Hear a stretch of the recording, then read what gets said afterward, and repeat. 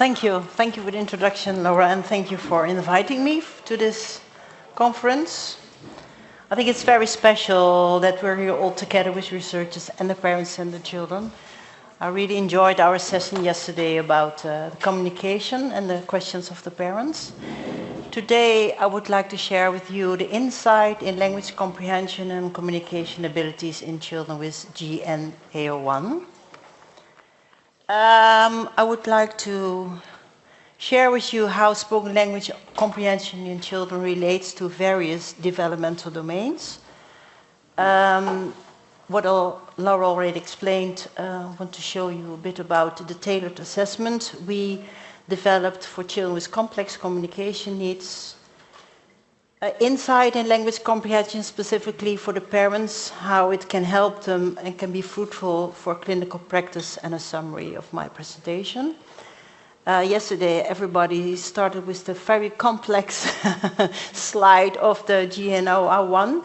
Well, this one is not that complicated, but it also shows the, how specialized our language network is organized in the brain, and how unique it is for the humankind that we are able to have thoughts which we can express with each other, which we can speak aloud. And that whole system, is this the one, the curse? Yeah. That whole system works together. And it starts within, when a child is born, it starts with the corpus callosum, between the left and the right hemisphere, with a lot of white matter. Connections, which can be visualized now with diffusion tensor imaging, and it tells us so much more about how the language network develops. And on a daily basis, you don't think about it because it's going so easy, and every child starts to talk, every child starts to walk, is going to express 2 words or 1 word or sounds. But if you're looking at this whole system and production and comprehension, the relation between, it's quite a complicated network, and it makes us unique as a human being to be able to do that. Within the language, it's important to make a distinction between language, between speech and communication. We use speech to be able to express ourselves. We need our vocal cords, we need our mouth for the articulation. The language is that we are able to express what we are thinking and to make, make something of what somebody else is saying to you. So that's the language comprehension. And the communication is basically what we're doing every day on a daily basis. And you need the language and the speech to be able to communicate. But you don't only need speech, there are many other ways to communicate with each other. And I'm also going to talk about the alternative methods of communication. And language is multimodal because we also speak with our mind. We have a visual expression, we have the non-verbal communication, and the non-verbal communication is relevant for around 60–70% of our daily communication. I'm now here engaged with you as the audience, but if I would go and sit on the chair, I'm like, well, I have to tell you something about the language comprehension. It doesn't engage you in like, oh, she's going to have a nice talk with us. So how does spoken language comprehension relates to various developmental domains? There are 2 core components to define somebody with an intellectual disability, according to the manual of developmental and psychiatric and psychological measures. In the beginning it was only a low IQ, but the adaptive capacities has been added to that definition. And our daily adaptive capacities are our feelings we want to share with each other, the sensations you want to share with each other, and the information. And that information you're expecting an adaptive response. And if somebody is able to show that adaptive response, that adds to the communication abilities. And if you put them all together, those conceptual skills, the social skills, the intelligence, social skills, for instance, that you understand that when you're in an elevator with somebody else that are not familiar with that person, you don't stand close to each other. When you have a meeting together, you're waiting for the other one to have said what he wants to say, and then you take your turn. We're not going to speak, you're not going to speak with each other now while I'm presenting. The practical skills that we know, we have to shower, we have to eat, you need money when you're going to the shop. And if you're looking to the overall diagnostic relevance and the concept, the main domain is language. And that's why we chose to develop a language comprehension test, because specifically for persons and children who are not able to speak or have unintelligible speech and severe motor impairments, also due to their severe motor impairments that they are not able to speak or not able to learn to speak. The language, the communication is so necessary to approach a child on the basic and appropriate level. And I would like to, how can I scroll to the, can you start the video? Introduce you to Sterre. She has a complex communication need. Sound, please.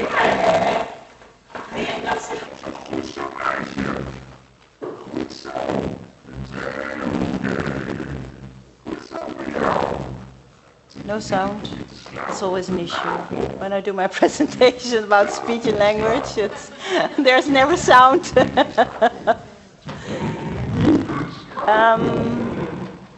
But this, yeah, I think it's coming.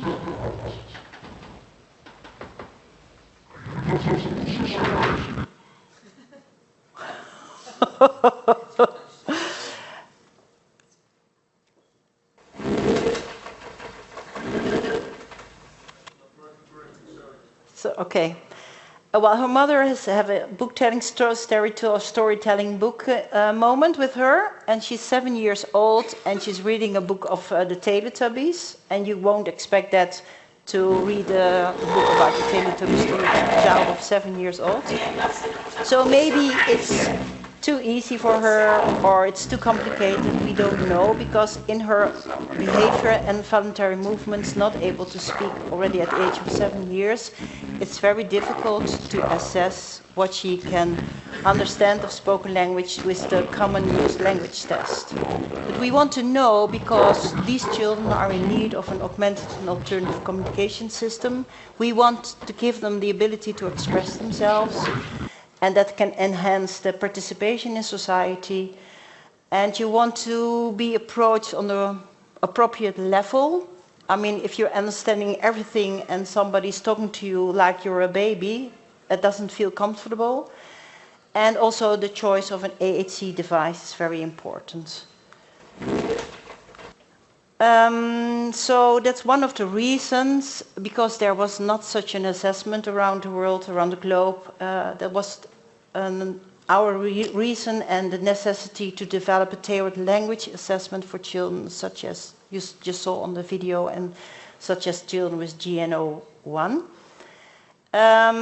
It was a multidisciplinary approach, because also the neurologist here, Jeroen Vermeulen, he experienced that for treatment of the spasticity, he didn't know what to explain to the children about their coming operation. What do they understand? What do they don't understand? The psychologist, in the picture in between, she said the psychological assessments are just to get a grip of what a child has kind of intellectual disabilities or not. Very difficult to assess. And myself, as a speech-language pathologist, and for the language assessment, it was frustrating because there was just not an appropriate assessment for it. So that's why we developed the computer-based instrument for low motor language testing. It's an objective measure, it's computer-based, and the child can respond by themselves with really any body part. So a lot of different response methods. And the items were also developed to have a clear contrast, because many children with communication, complex communication needs also can have visual problems. So we wanted to have clear contrast. And it should be norm reference, so that you can compare the results of the child with an average language comprehension of typical developing kids. Can you show this video? This boy, he can't put his hands in the midline, so we have special buttons where he's just getting engaged with the screen and learning that, hey, when I'm pushing the left button, something happens on the screen, and when I'm pushing the left button, something is happening on the left side. And then you can exercise this before you're going to the computer test. There are different access methods. We can use eye gazing with eye gaze computer control. Here's another example of the buttons. And this child can use her little finger on the right hand and her full hand on the left button to indicate the questions. Here's another example of the button, and this child here is using, it's going to the next. This child is using her feet to indicate what is the next question. So with the C-Build, we have the possibility to get a more insight in a language comprehension. And this can be for support in clinical practice, not only for parents, but also for the teacher, for the school, and for the communication environment of the child. Some people say, oh, well, I've got my own method to figure out what a child understands of spoken language. And this could be the case, but there's always a risk of overestimation or underestimation. Both are not a good thing and can lead to frustration for the child and for the environment and for the parents. Behavior issues can develop because a child is feeling overestimated or underestimated. And it's also important to have the right clue about what a child's understanding of language for the educational plan at school or at the daycare center. And you don't want a person to become in a social isolation. So that's why it's very important for the clinical practice that you really have a reliable measure of what somebody understands of spoken language. Since we developed the C-Build in the first place for children with cerebral palsy, but now it's used for many diagnosis groups, and we started our pilot also with children with GNAO1. In the Netherlands, we have now tested 9 children, and in the middle you can see within the red square the different communication modalities that were used, like a touchscreen, eye tracking, and the computer mouse even, and a touchscreen, or reaching or pointing to the object. And this is also a video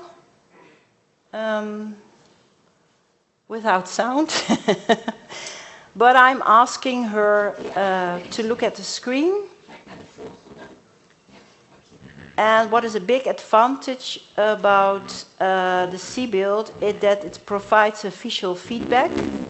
So here you can see the cursor on the screen, and when she's looking at it, a red square appears around the image she's looking at. So she has her own pace and her own dwell time to look at the different pictures. So I'm asking her to look at the different pictures, and then I can take that picture. I can take the red square, disappear the red square again when she has looked at all the pictures, and now I'm asking her who is making music. And then from her chair she's indicating and finally pointing to the correct picture. So this was a reliable way to investigate the language comprehension in the 9 kids that were involved in our research. And on the right side you can see this line here is the average score, this is the norm score we have from typical developing kids. And here's the age of the children. And you can see that 3 children with the GNAO1 were around that average, scored average, so comparable typical developing peers. And the other kids also showed language comprehension, but only 1 child was not able to proceed to the computer test because he didn't show any response on word level.